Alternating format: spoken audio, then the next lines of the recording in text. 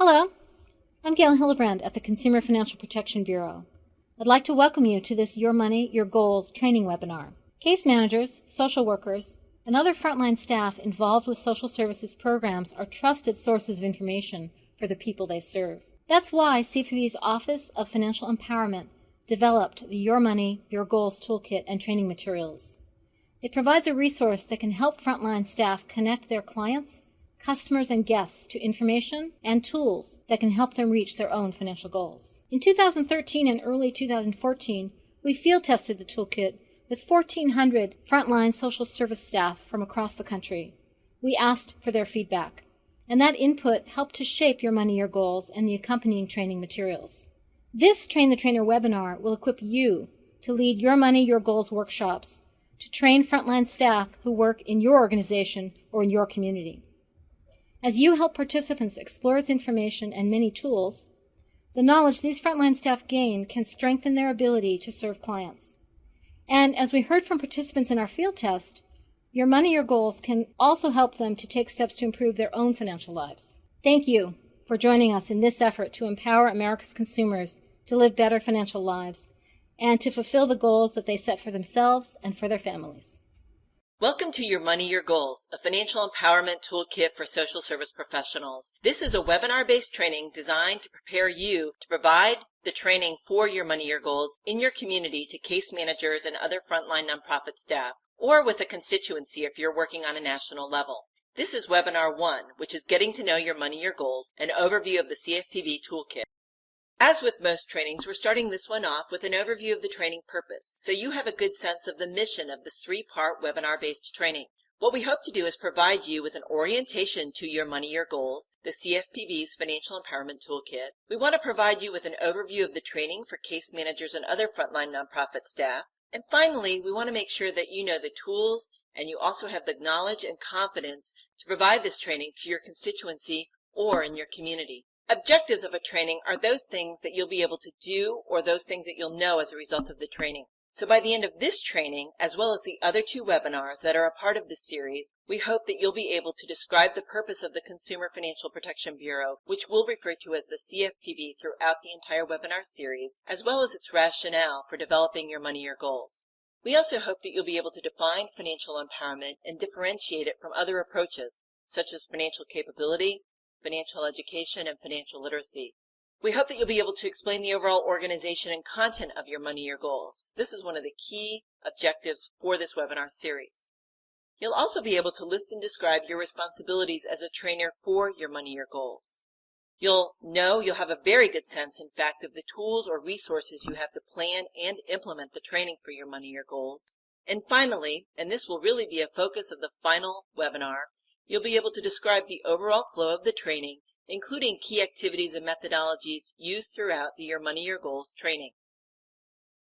As already mentioned, this is the first of 3 webinars designed to prepare you to facilitate the training of case managers and other nonprofit staff or your constituency on Your Money, Your Goals.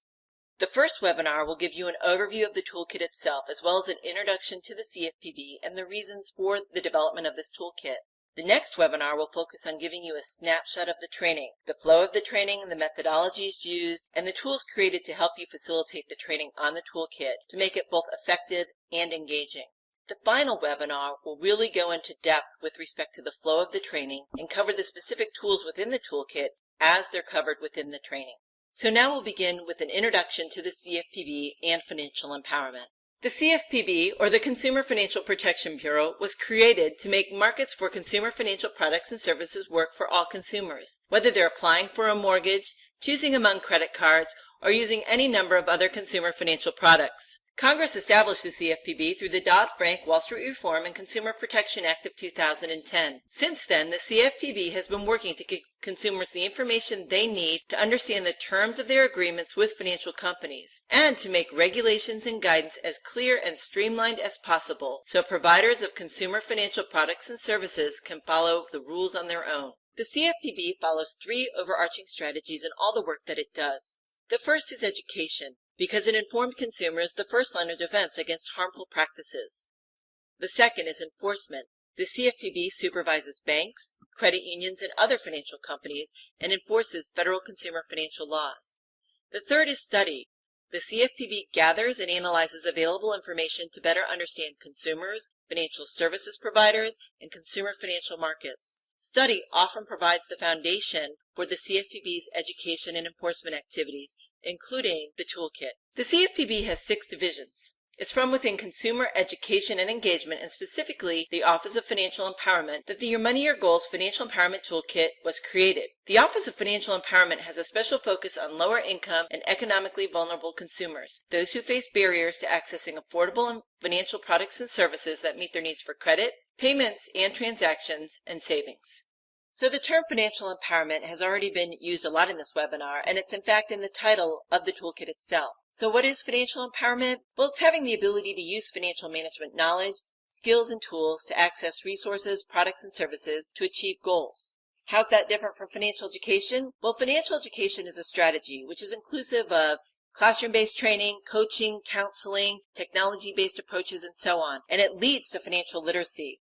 Financial empowerment takes financial literacy and adds the ability to use products and services to achieve goals. It also includes the confidence to make decisions and use that knowledge, those skills, and those tools. The term case manager is also used throughout the toolkit and this training, and it really refers to anyone who works directly with people who have low or moderate income in a wide range of organizations and on a broad range of issues. Staff may have different titles, but they generally come from nonprofit organizations or city, county, or tribal government organizations, and they are generally responsible for conducting needs assessments, developing action plans with clients, providing resources and referrals needed to implement action plans, monitoring progress, as well as evaluating results with clients. Case managers and other nonprofit staff members are the target audience for the toolkit because they meet with these consumers that need high-quality, unbiased financial information and tools to help them become financially empowered. They also have the trust of the people that they work with on a day-to-day basis. This provides a natural opportunity for integrating financial empowerment. So hopefully that gave you a little bit more context, the reason the CFPB undertook this project, and the rationale for targeting case managers and other frontline social service nonprofit staff.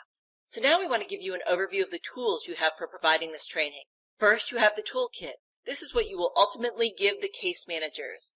This is the document that contains all of the tools for case managers to use with clients. You'll also have the Your Money, Your Goals training.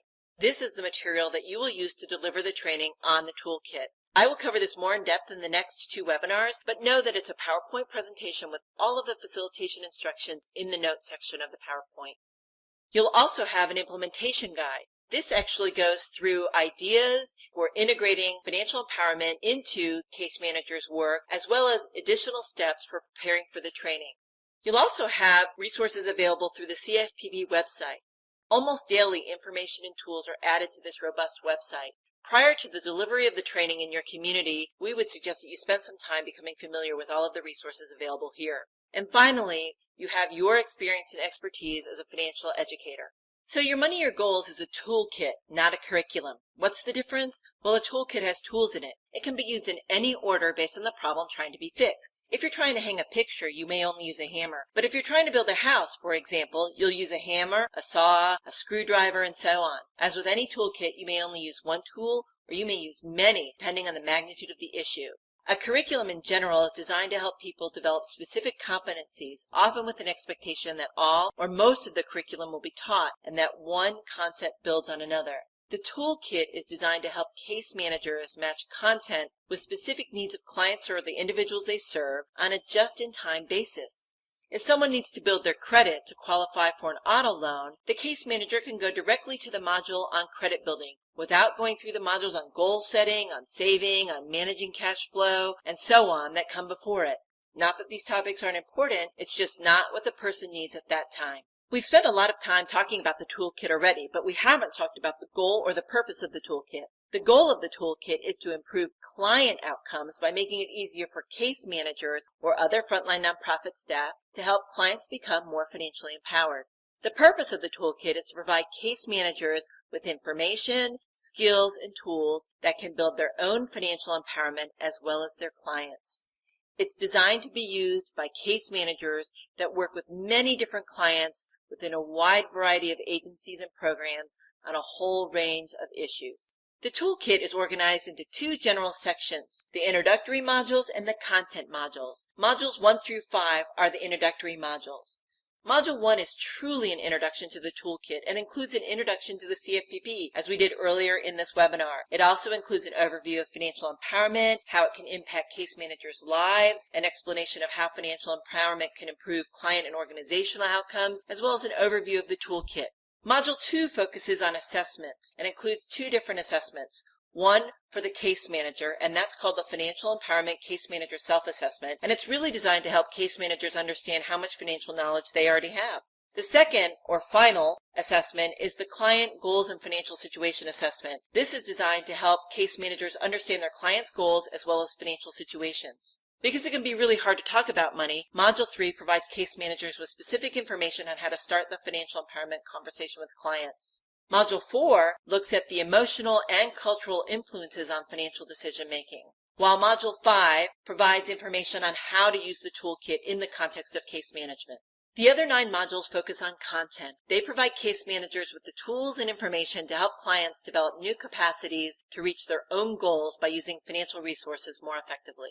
When training case managers and other nonprofit staff, you're going to introduce the organization of the toolkit using a scavenger hunt. Basically, you'll share this slide with those that you're training, and you'll instruct the participants to try to find where they would go in the toolkit if their client, number 1, felt overwhelmed by debt, or number 2, felt like she couldn't make ends meet, or number 3, wanted to buy a car and get the best rate she could for the money she had to borrow.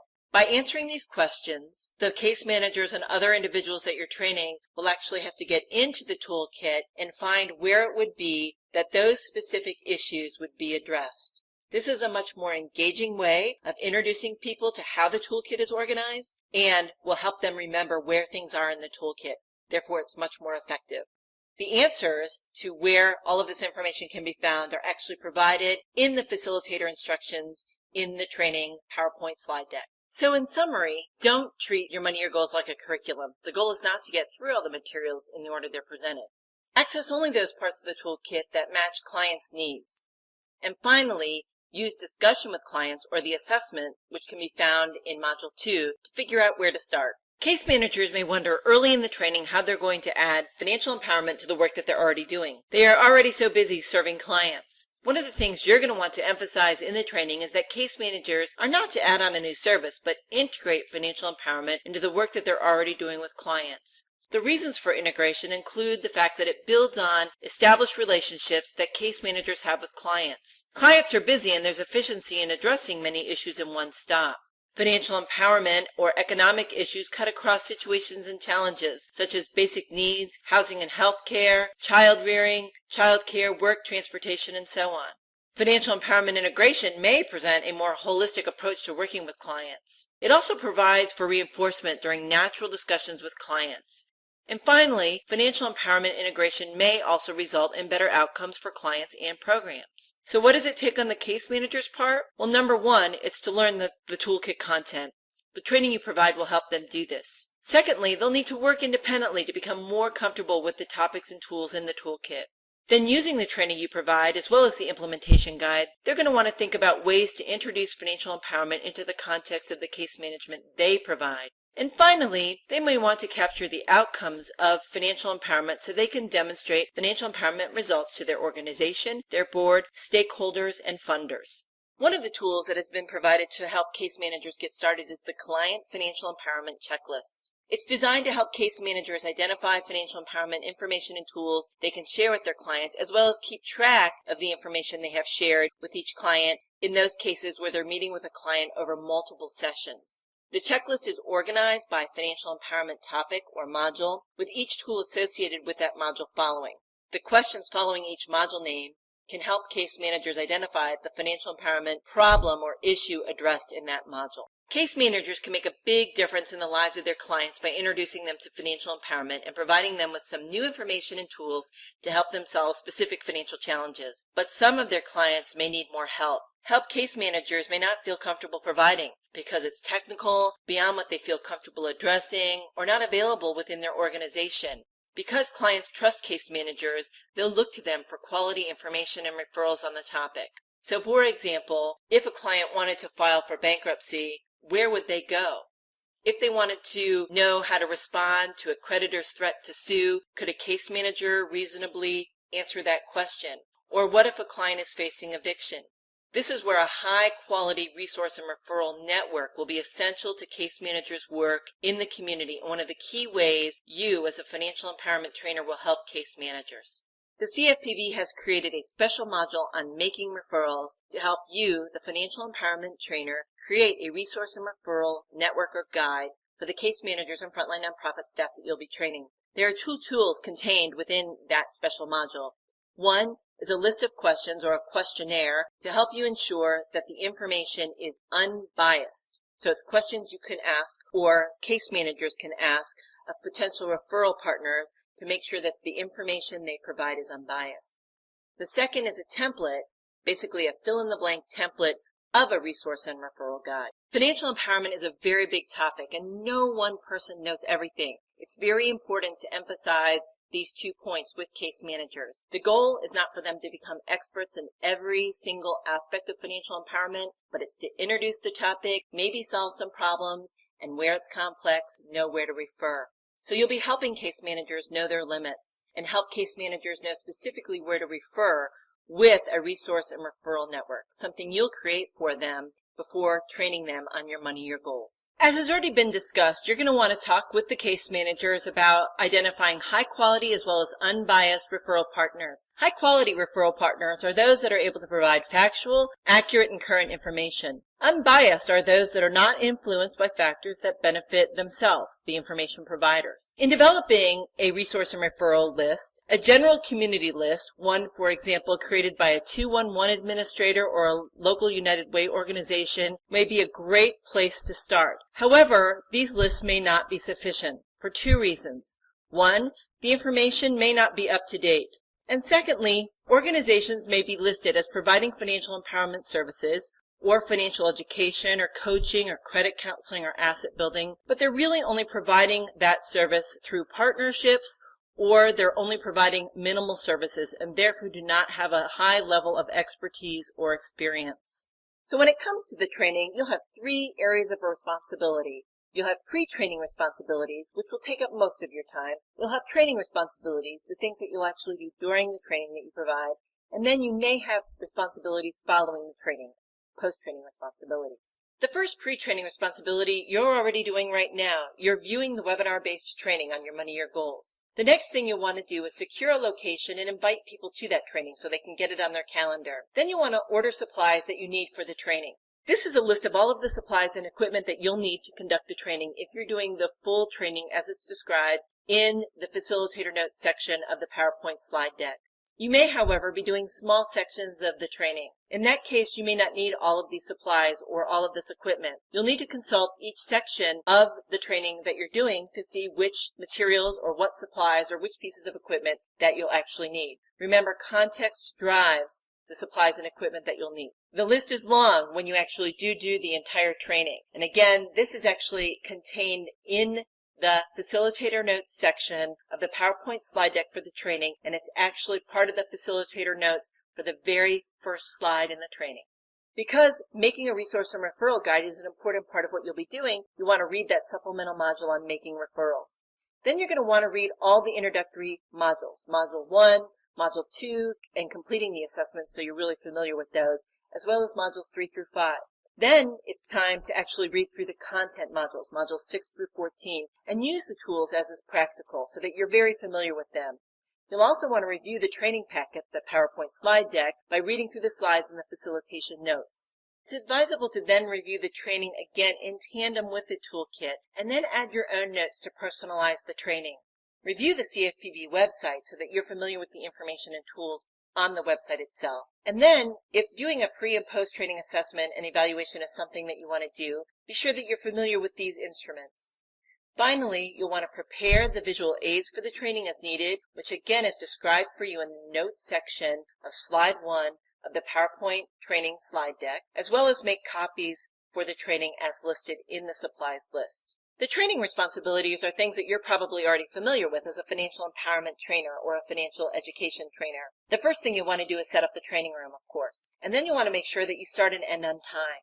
If you do choose to administer a pre- and post-training assessment, you're going to want to do those at the appropriate time. The pre-training assessment at the beginning of the training, the post-training assessment at the end of the training. Please note that these training assessments are optional and it's your choice as to whether or not you use them. You'll also want to make sure that you're prepared, that you know the materials, and hopefully all of the tips that we provided in terms of the pre-training responsibilities will get you there.